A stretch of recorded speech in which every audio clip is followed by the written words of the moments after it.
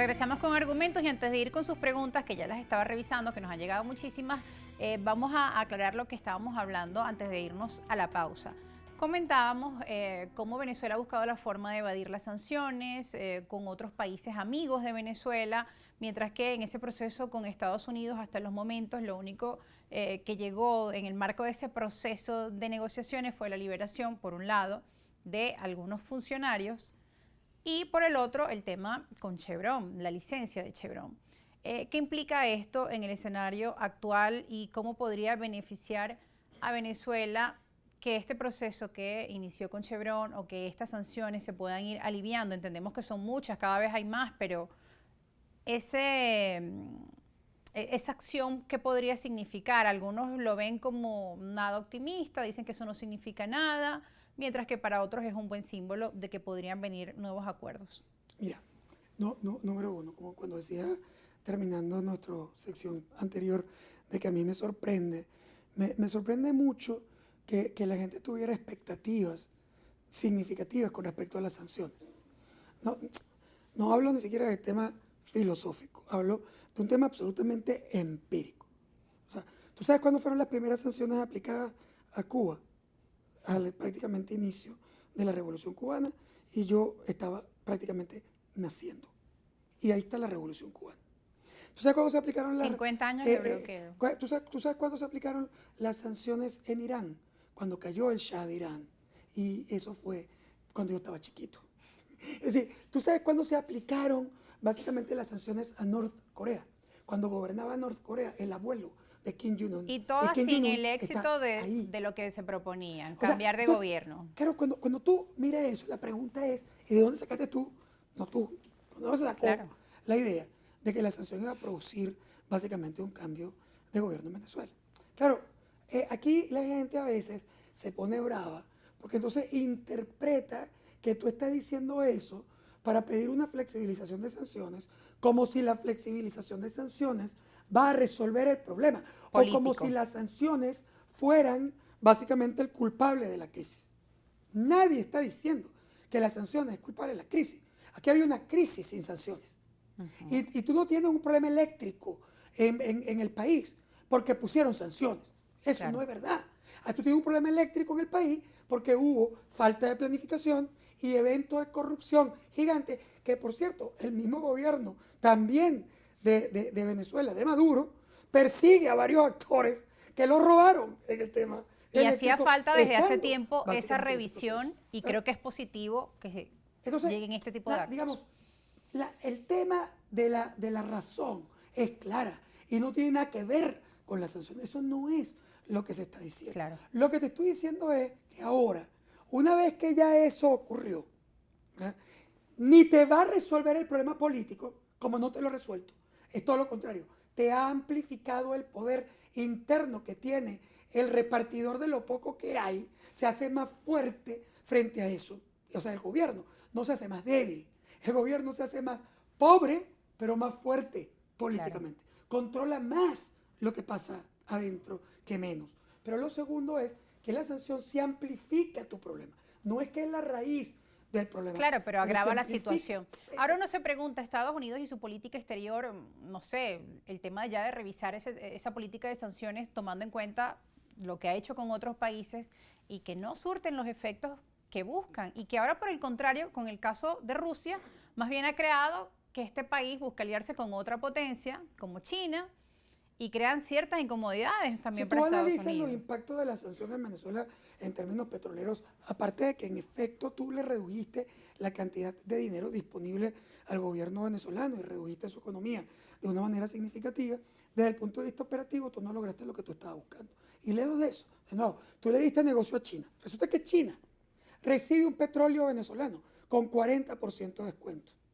O sea que tú, con tu sanción, le regalaste a China 40% de descuento de petróleo venezolano.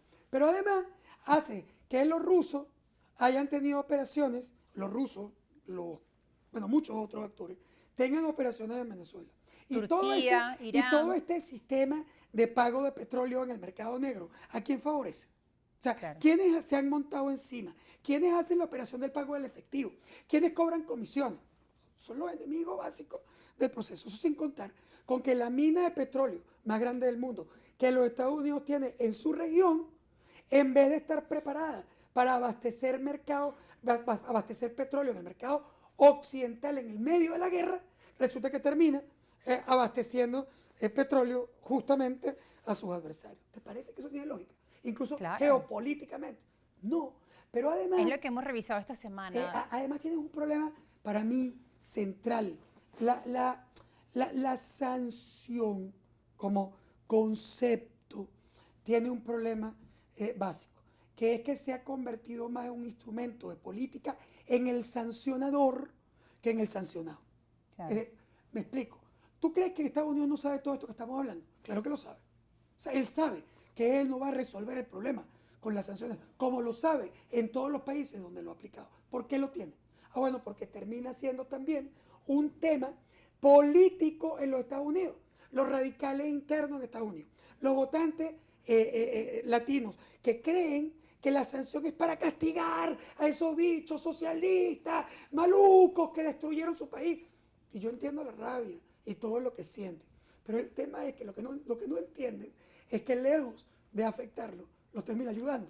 Pero como eso es un discurso político, eso afecta la recolección de recursos para las campañas internas, las elecciones primarias en los Estados Unidos, los votos latinos en Florida, y que esto en está California, nuevamente en juego para las elecciones 2024. Entonces, bueno, ahí está. Se complica porque se convierte en un tema más o menos así. Te voy a poner un ejemplo para mí muy simple. Es como el papá de un drogadicto en un edificio. El drogadicto roba a todo el mundo. El drogadicto tiene azotado el edificio. Llega tarde, hace ruido, hace de todo. Y todo el mundo está bravo. El papá ya no sabe qué hacer para controlar a su drogadicto. Y entonces, cuando se da cuenta que no tiene cómo resolver el problema, que los instrumentos que él conoce no resuelven el problema, decide darle una paliza al hijo en el lobby del edificio. Él sabe que esa paliza no va a resolver el problema. Él sabe que pegarle al drogadicto no resuelve el problema de drogadicción. Todo eso lo sabe. Pero quiere quedar bien moralmente con sus vecinos. A los vecinos que él está haciendo algo que no resuelve el problema. Pero está haciendo algo. Entonces, claro, se convierte en un tema más político que real de solución de problemas. Y que además pues les da créditos, mira, a las elecciones, por ejemplo, las políticas de Donald Trump a propósito de las elecciones del año 2024, y él ha calificado todo este proceso de acercamiento entre Venezuela y Estados Unidos como una política errática por parte de Biden. Yo termino este análisis diciendo que en el proceso aquí hay ahorita un problema para avanzar. Tú preguntabas, ¿podemos avanzar? Depende. Porque resulta que para Estados Unidos la ecuación de negociación es distinta que para Maduro y el gobierno de Maduro. Para Estados Unidos esto es un intercambio de sanciones por avance político. Y él sintió que entregaron licencias en el mercado petrolero y no han recibido concesiones políticas suficientes del gobierno. Y por eso se tranca Estados Unidos en el tema de la negociación México. ¿Qué pasa con el gobierno venezolano? Que ellos sienten que ellos nunca han ofrecido una flexibilización política a cambio de esos procesos petroleros. Cada quien se mantiene en su visión. Claro, ¿qué es lo que sí entregó? Fíjate que lo que Maduro siente, que él entregó muchísimo. Que entregó, por ejemplo, el control completo de los campos petroleros a la industria privada. Entregó el manejo de sus proveedores. Entregó cosas que eran muy importantes para él. Y Estados Unidos no lo ve de esa manera. Entonces ahí estamos, en este momento, trancados. Nos tenemos que ir rápidamente. La pregunta de Ramón Ramos, el líder, muy breve porque nos quedan segundos. ¿Usted cree que llegará dinero en Venezuela para cumplir con la contratación colectiva y salario justo para los trabajadores? De Ramón Ramos, el líder, ¿hasta cuándo podrán seguir aguantando los trabajadores con este salario? En medio de todas sus reflexiones, querían saber sus expectativas. Que nosotros no tenemos un incremento de salario real, básicamente porque no haya plata. Creo que el gobierno tiene miedo de que cualquier incremento de dinero desequilibre la economía. Probablemente ahorita estará mucho más tranquilo con el control de los flujos de caja y será más abierto sobre el tema de salarial, que es, por cierto, para mí el primer problema del país, el problema más importante del país. Gracias por estar con nosotros, gracias por su tiempo, por su análisis y gracias a ustedes por estar en sintonía de esta edición de Argumentos. Ya estamos sobre la hora, así que nos despedimos brevemente. Nuestras cuentas en redes sociales están allí a su disposición y en la medida de nuestras posibilidades, pues también les estaremos respondiendo por esa vía a sus preguntas y sus inquietudes. Gracias nuevamente por acompañarnos. Recuerde que este programa, si no lo vio completo, se repite a las 11 de la noche en la señal de Globovisión y también está a disposición de YouTube en Globovisión Videos, Argumentos GB.